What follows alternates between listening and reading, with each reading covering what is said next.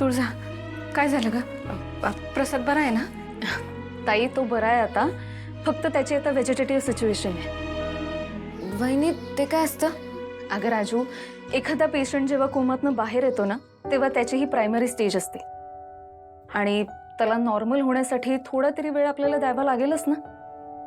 आपण आता सगळेजण प्रसादची काळजी घेऊयात आणि बघू त्याला किती वेळ लागतोय ते। हा, पण या सगळ्यामध्ये ना एक गोष्ट आपल्याला पाळावी लागेल, ते म्हणजे त्याला एकटं सोडून चालणार नाहीये। सतत त्याच्यासोबत कोणी ना कोणीतरी असणं खूप गरजेचं आहे। तुळजा, आपल्या वाड्यात सतत कोणी ना कोणतरी असतात आणि आपल्याला समजा बाहेर जायचं असेल तर आपल्यापैकी कोणतरी थांबल ना तिथं। राजू, एक काम करतेस का? काय? तू आत्ता प्रसाद सोबत थांब। ताई, तुम्ही जरा येता का माझ्यासोबत? मला बोलायचंय तुमच्याशी। सूर्या, तू पण ये ना प्लीज। पण काय झालं? तुम्ही या तर मी सांगते तुम्हाला।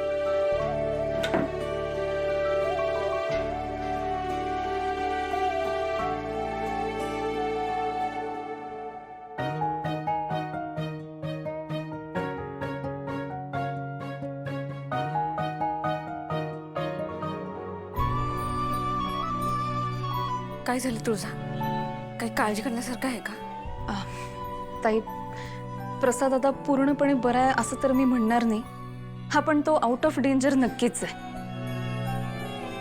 खरं सांगायचं झालं तर माझं जेव्हा डॉक्टरांशी बोलणं झालेलं तेव्हा त्यांचं असं म्हणणं होतं की प्रसादचं वाचणं अवघड आहे, पण त्याने इच्छाशक्ती दाखवली आणि देवाच्या कृपेने आता तो स्टेबलही झालेला आहे। पण ताई, या दरम्यान आपल्याला त्याला बोलायला किंवा हालचाल करायला थोडा तरी वेळ द्यावा लागेलच ना। आणि हो, या वेळेमध्ये त्याला खायला काहीही द्यायचं नाही हं?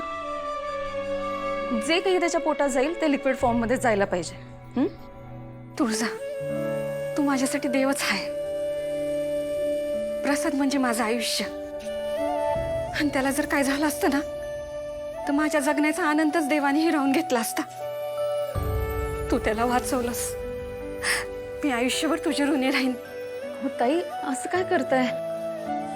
हे बघा, मी एक डॉक्टर आहे आणि डॉक्टरचं पहिलं कर्तव्य असतं ते म्हणजे पेशंटची खुशाली। पेशंटचा जीव वाचवण्यासाठी मी काहीही करू शकते। मी काय बोलू बाळा? मी फक्त तुझे आभार मानू शकते। ताई, सगळ्यात आधी हे मनावरचं उपकरांचं ओझं काढून टाका बरं। अहो, ह्याचसाठी तर मी तुम्हाला बाहेर घेऊन आले।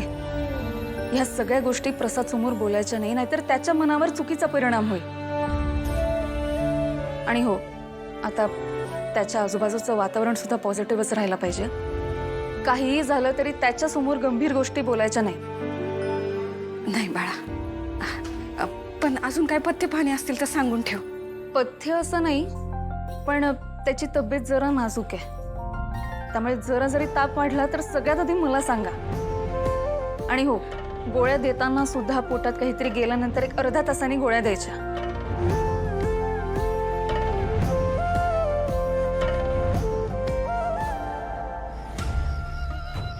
वाह वाह वाह। ऐ छत्री, आम्ही आज असे का प्याला बसलोय, कारण माहिती का तुला? डॅडी, तुमच्या मनातलं कधी कोणाला कळलंय का?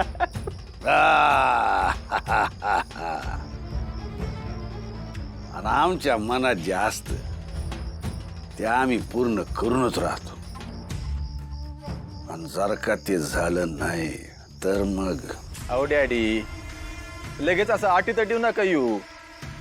जरा आमचं ऐकून घ्या, आम्हाला थोडासा वेळ द्या।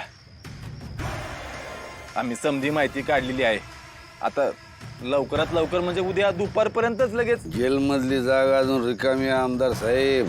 डॅडी, अहो समधी माहिती मिळालेली आहे, पण आम्ही स्वतः जाऊन खात्री करतो, म्हणजे तुमच्या मनासारखं सगळं करता येईल तुम्हाला।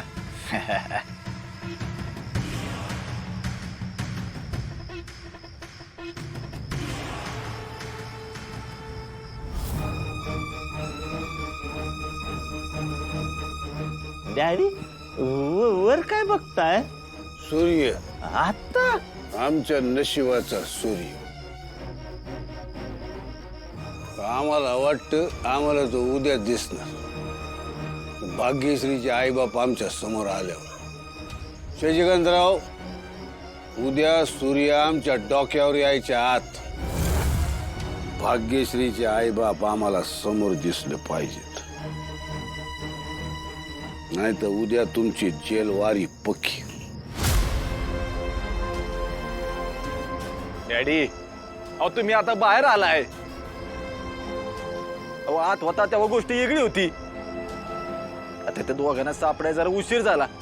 त्यांनी काय बिघडणार आहे? आमची माणसं रात्रंदिवस समधी ठिकाणं हुडकून काढायला लागल्यात. आणि तुम्ही आम्हाला इथं असं बांधून ठेवले. कामं कशी करायची?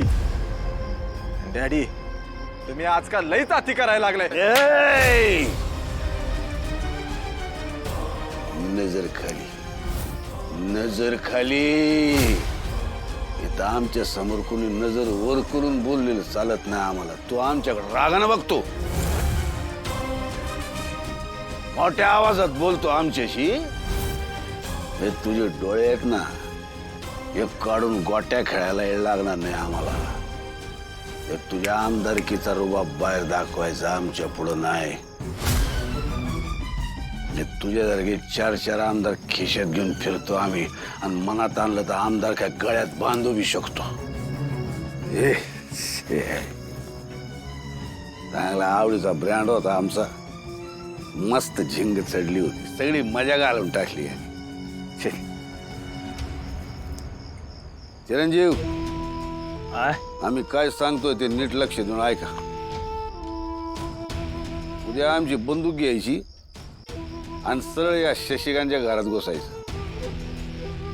इकडे आणि सूर्य डोक्यावर यायच्या आहेत आपलं काम केलं नाही. तिकडं रंबाजीच्या डोक्यात डायरेक्ट गोळी घालायची.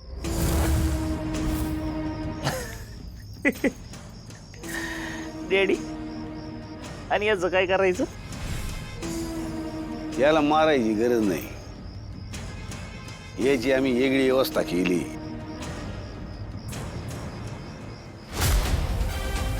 छत्रीला कळली, तुम्हाला कळली का? छत्रीला विचारा, लय हुशार आहे. हा,